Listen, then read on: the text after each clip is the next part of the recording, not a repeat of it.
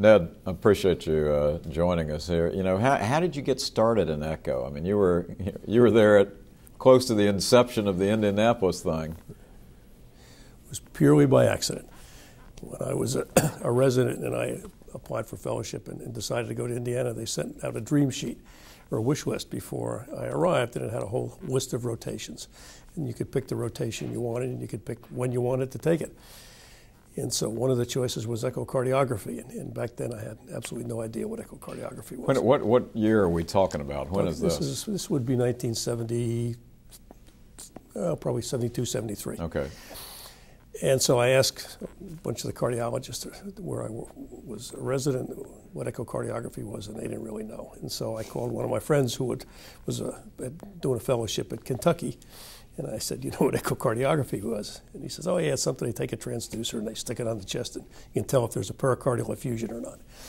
So I said, well, I'm going to a new place and I don't really know anybody, and so why don't I take echocardiography first, because nobody will expect me to know what that is. So I showed up for the echo rotation on my first day at Indiana, and that's how it started. Now, actually, this was the first time that there ever was an organized echo rotation at Indiana. Before that, it had just been people who were working in the cath lab, like Rich Poppin, right, who happened to do echo projects. But so I was probably the first person to take an echo rotation as an organized 3-month rotation. And then after I got there, it turned out Sonia Chang, who ran the laboratory, was going to China for the month of August. So she spent the month of July teaching me how to do echoes, and so when she left in the month of August, Janie Stewart and I sort of did the echoes for the echo lab. So that's how I got started. So this is, I mean, Harvey, what was it like at that period of time with Harvey and all the stuff going on? Well, you know, the echo lab was very small. There was one machine, and the echo lab was in Fessler Hall, which was probably 1/8 of a mile away from the University Hospital. Mm-hmm. It was down in the basement. Mm-hmm. It was there with the cath lab. And Harvey's job was to run the cath lab, mm-hmm, and the echo lab was sort of his hobby. And so, you know, Sonia was the primary interface with the fellows. And, you know, I really got to know Harvey when Sonia went away, because he sort of had to deal with me then, because Sonia wasn't around anymore. I mean, it was a bit, but it's an interesting time as you look back at it, isn't it? I mean, with not only the infancy of the field, but the infancy of the instrumentation and things, and the instrumentation moved forward. You all did some early things with sector scanning and other things like that. Well, when I started, there was one machine, and that was a SmithKline M-mode machine on a cart, and that was basically it. Now, when I was at the end of my first year, I'd done my echo rotation, I'd gone through some other things, and I decided that I really liked echocardiography, so I arranged to spend most of my second year doing echo.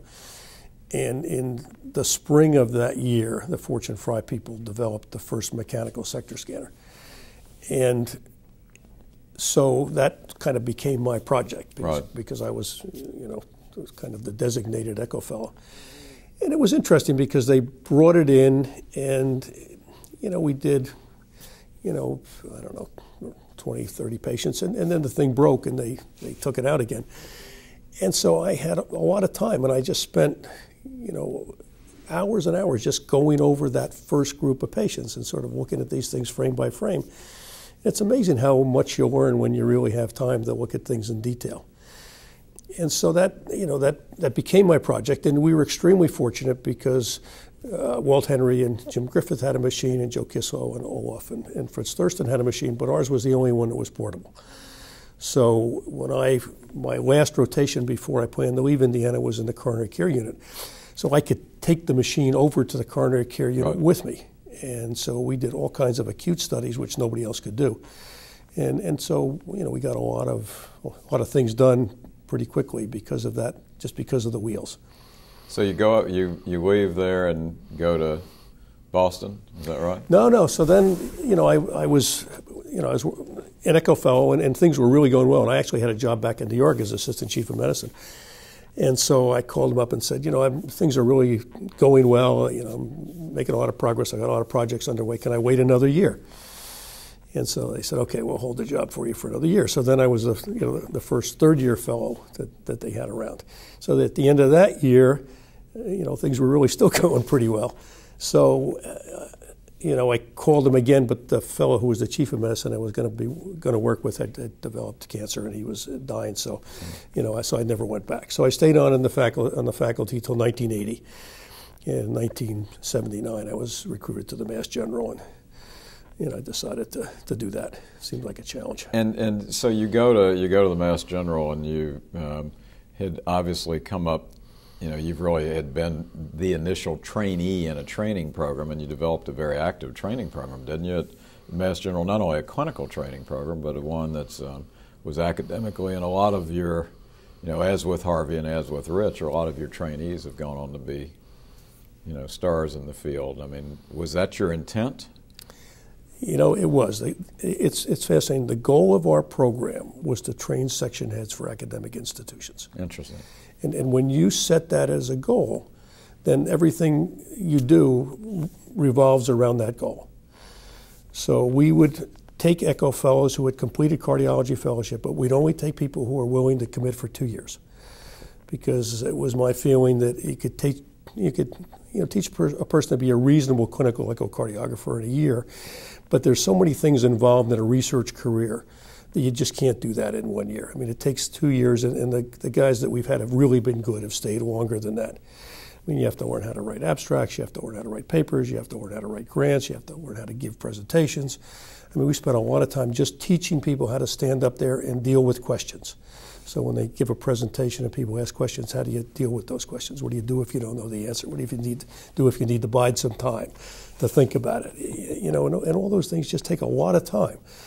And so to train somebody to be a competitive academic, section head who's going to be significant in the field, it takes a while.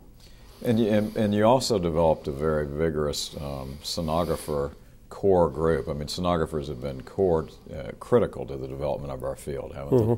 Absolutely. And we've been extraordinarily fortunate. I mean, we have, like 6 or 7 sonographers now of our group of, I couldn't even tell you how many, but who have, somewhere in the range of 25 to 30 years experience. So we've been very fortunate in attracting very good people and retaining them. And I think, some of that is due to the fact that when I started out doing 2D echoes, I did them all myself. Right. So I understand what it takes to do that, and I understand that it takes a lot more work to get a lousy study sometimes than it does to get a beautiful study. And you have to appreciate the work that people are putting in to get these studies, and I think if you do appreciate that, then people are very loyal and they'll stay with you for a long time. Were you at Indianapolis at the start of the American Society of Echo? I was. What were you doing when it started? Well, it was kind of in transition between my fellowship and my junior faculty time. And Harvey would go to these meetings, and he would, the Social Security, Harvey, I'm sure told you this, but the Social Security laws at that time were structured so that radiology was reimbursed 100% for doing an echo, and cardiology 80%. So Harvey was obviously incensed by this. And not only that, but he saw that if, in fact, that continued, that echocardiography would eventually become a radiology procedure, because hospitals aren't stupid. If they can make more money doing something in radiology than cardiology, that's where it's going to be. And he felt very strongly that it was started by cardiologists, and cardiologists understood the physiology better, and that's where it should stay.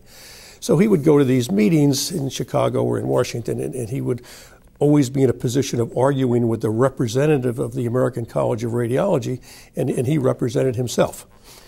And so he felt very, and so he was a sort of a voice in the wilderness, and he felt very strongly that he needed some kind of a support group, right, and he needed to represent the echocardiographic community. And so he came upon the idea of starting the American Society of Echocardiography. And so, he first presented that to the faculty of our advanced echo course in Indianapolis, and that faculty presented at a luncheon, and that faculty became the first board of directors. And Harvey and Jim Dillon and I were the 3 incorporators of the American Society of Echocardiography. And so that's how that began. You became the 8th president, is that right? Something like that? Something like that. Something like that? I don't keep track. You've obviously been, you're interested in quality, you're interested in all those sort of things. I mean, how did the exam and the National Board of Echo come about? Well, when I finished as president, Jules Garden, the new president, asked me if I would chair the self-assessment committee for the ASE. And I told him I really wasn't interested in doing that. I didn't think self-assessment was something I was particularly interested in. But if he was interested in having a real examination, then I would consider doing that. So I guess he went off and talked to people about that and came back and said, would I present some ideas? And so I presented some ideas to him. And so the ASE gave us some seed money to look into this. And so I had a group of people that I asked to be on the original board of what was then I even forget what we called it back then, but anyway, the initial examination committee. And so we had a meeting in Boston in February in the middle of just a blizzard. And so, amazingly, everybody managed to come from all over the country. And we sat down and we spent an entire day and we developed the principles for that examination, and looked at everything we were going to do and everything we tried to do. And one of the important things which we came up with, which kind of was that this would not be an easy examination, that this was going to be an examination of special competence, and people who passed this examination were going to be able to be proud that they had actually accomplished something. And so that, was where this all started. And I must say, from that original series of principles, we really, until very recently, did not diverge at all. So that was a day very well spent. Now, we then needed somebody to help us, put this together. And Mike Picard actually did a lot of work and sent out an RFP to a lot of these testing organizations to try to find, an organization to work with us on the development of this examination.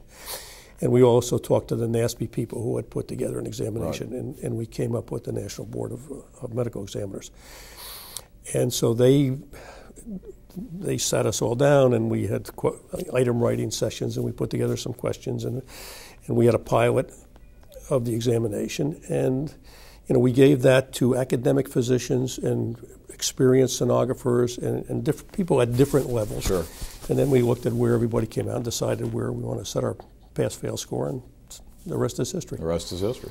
You've had an incredible career, and you've been, you're throughout the extent of it. As you look at ECHO today, you look at, not only technologically, but what it's doing diagnostically, therapeutically, the competency sort of things. What do you think the future holds?